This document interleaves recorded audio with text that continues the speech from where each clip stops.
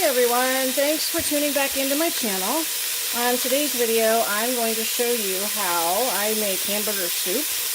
I want to show you how easy this is and how versatile it can be and walk you through the steps. And this doesn't take very long, this is a quick dinner. So I have in my pan here that's nice and hot a pound of ground beef. I'm just going to mash it out here just a little bit, and I'm going to let it sit for a second and let it brown.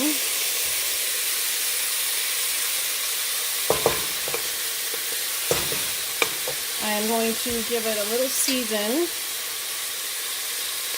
with some salt and some pepper. And I'm going to throw my garlic in. And my chopped fresh rosemary from my herb garden.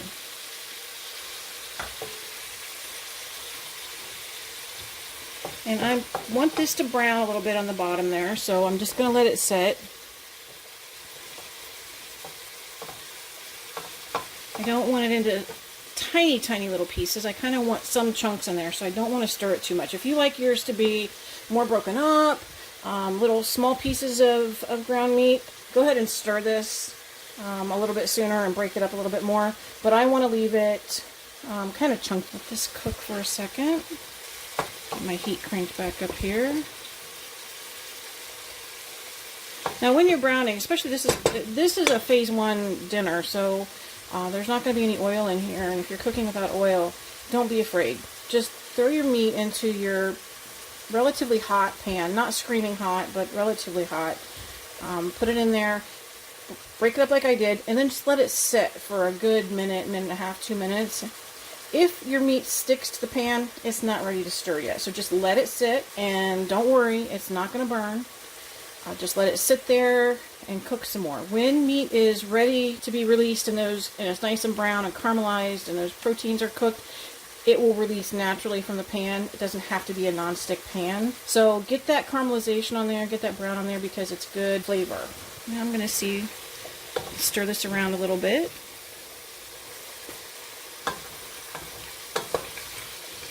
No issues. Mine's not quite as brown as what I'd like, so I'm going to crank this heat up. I want at least part of it to be really brown, really caramelized. Alright, now that my meat is browned, and don't worry about if the little sticks to the bottom, because we'll get that up here and when we get the stock put in. Next I'm going to put in some tomato paste. You can use crushed tomatoes if you have some left over. Tomato sauce if you have some left over. And stir this around.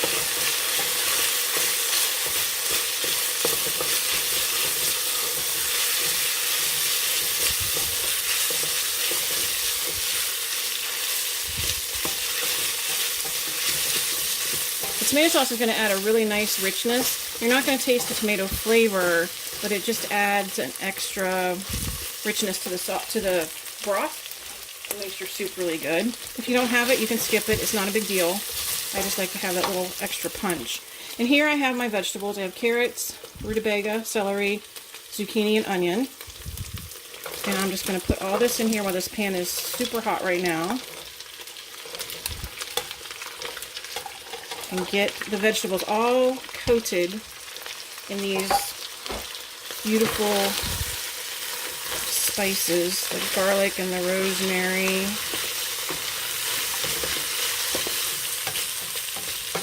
It was a lean hamburger, but it still had a little bit of fat in there, so just a tiny bit. I'm not worried about it. It wasn't enough for me to drain it or soak it off or get rid of it. I'm going to stir this around.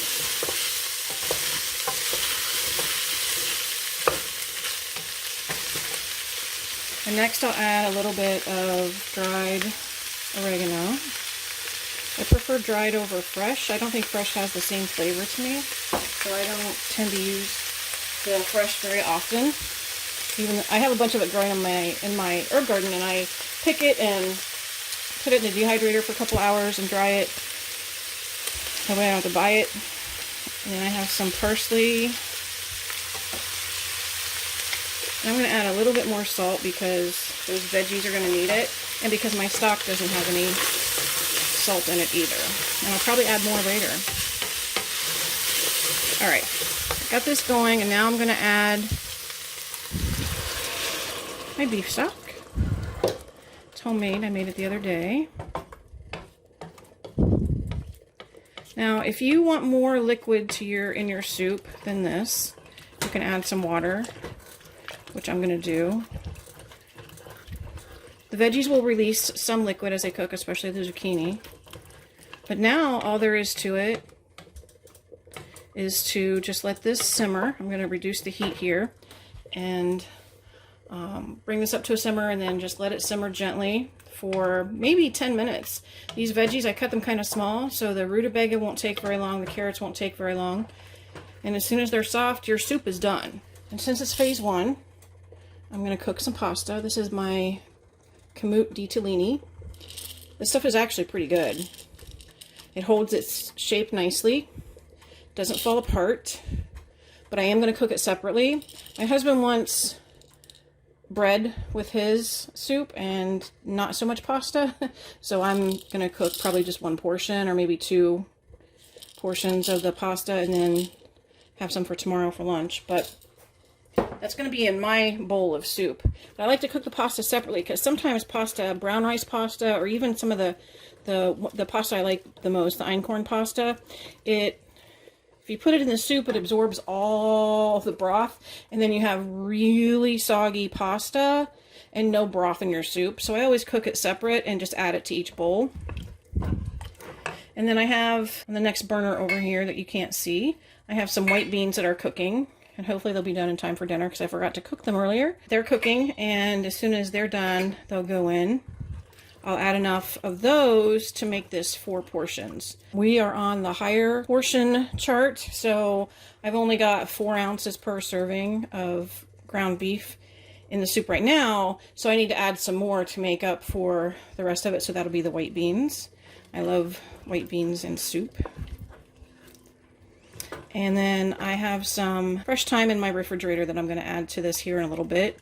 And I get really lazy with fresh thyme, and I just kind of throw the whole stem in, let it cook, and then pull out the stems later because the leaves will fall off and make a nice flavor. So I'm going to get that and put that in here and let it simmer.